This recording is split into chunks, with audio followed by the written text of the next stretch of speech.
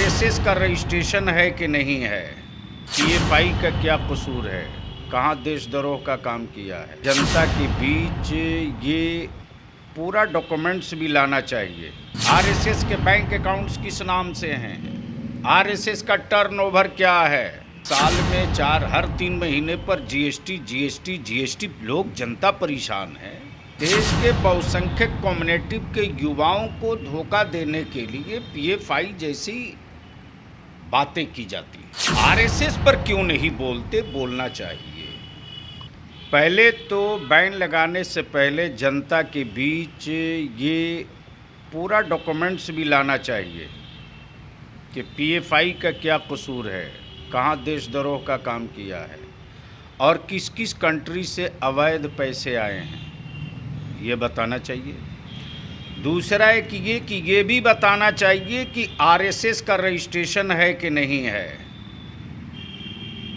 और आरएसएस की फंडिंग कहाँ से होती है, आरएसएस के बैंक अकाउंट्स किस नाम से हैं, आरएसएस का टर्नओवर क्या है।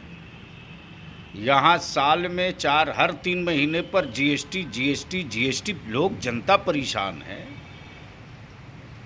अब रही बात ये कि देश के बहुसंख्यक कम्युनिटी के युवाओं को धोखा देने के लिए पीएफआई जैसी बातें की जाती हैं।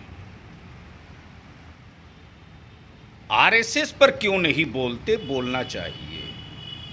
और आरएसएस पर बैन की बात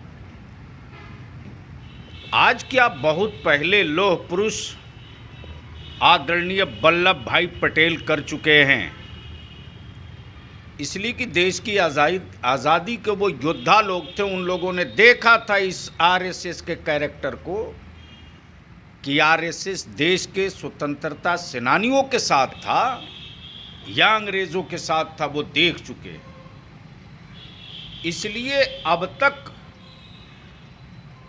पब्लिक डोमेन में पीएफआई का कोई भी आपराधिक इतिहास कैरेक्टर का ना आना, उसकी पूरी डिटेल न देना और आरएसएस का अब तक रजिस्ट्रेशन और सोर्स ऑफ इनकम न बताना, इन सारी चीज़ों को सामने रखना चाहिए।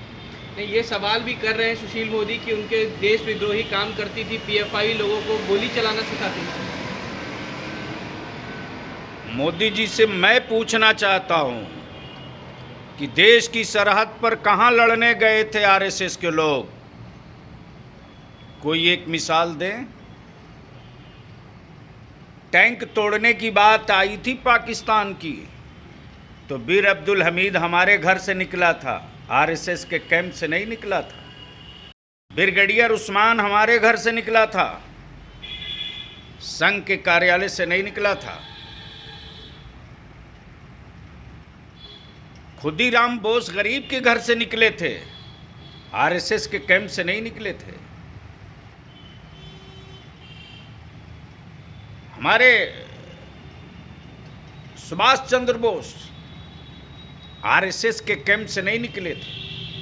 ये बतावें ना कि आरएसएस देश की आज़ादी की लड़ाई में कहाँ थी।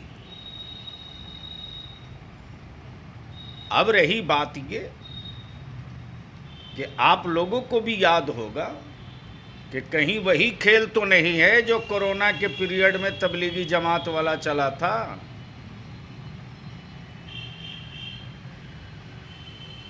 हफ्ता दिन तक चलते रहा, क्या हुआ, ये संपत्ति पकड़ी जा रही है, ये ईडी दौड़ रही है, वो फलाना हो रहा है।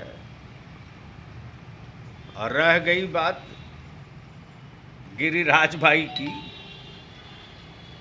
तो वो बाय बाय इसलिए कर रहे हैं, इसलिए कि उनको 2024 का वो दृश्य अभी से दिखने लगा है कि भारत का युवा, देश का युवा, बिहार का युवा भारतीय जनता पार्टी के नेताओं से जब वोट मांगने जाएंगे तो हिसाब मांगेगा पाई पाई,